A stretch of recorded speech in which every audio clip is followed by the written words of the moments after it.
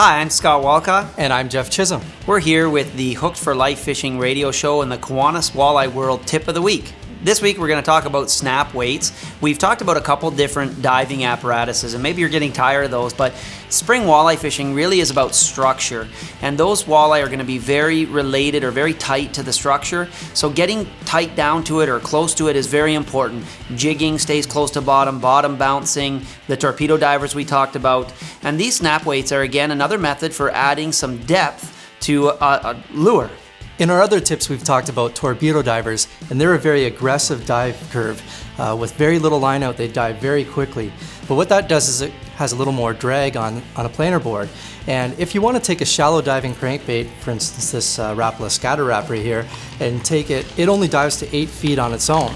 So you could use a smaller snap weight, which has very little drag in the water, a 1.5, 2 ounce weight, and take this bait would normally max out at 8 foot depth and take it a little bit deeper.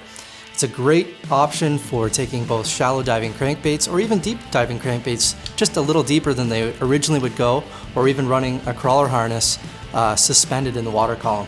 And one of the big differences between some of the other diving apparatuses that we talked about, like the torpedo divers and bottom bouncers, is that those primarily keep your bait close to the boat.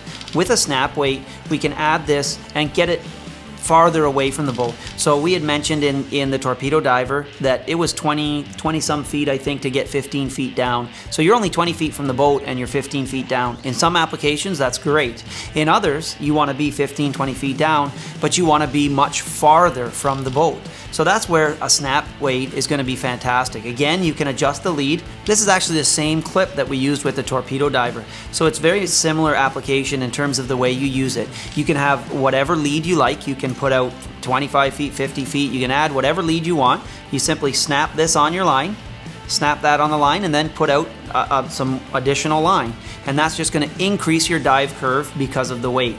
The most common method for using snap weights is what we call the 50-50 system.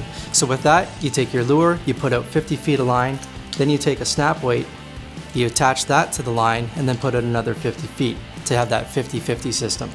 To achieve different depths, you can use a small weight, a little heavier weight, or a heavier weight yet again to get that same bait at various depths. Now, I don't often make mistakes. Don't double check that with my wife, but one thing you want to make sure you don't do, and I obviously have done this many times, is don't get in a rush when you put these on. Make sure you get behind the pin. These little red snaps have a pin in the middle, and it's very important that you get below that pin when you put these on. So when you put this snap on, you want to be below that pin. When you do that, this will not come off.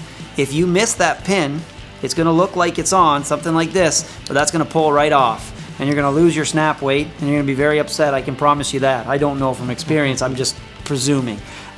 So make sure you get behind that pin, and then that snap weight will not fall off. It will stay on. That's another Kiwanis Walleye World Tip of the Week. We encourage you to buy your ticket either in store or online, and good luck in the tournament.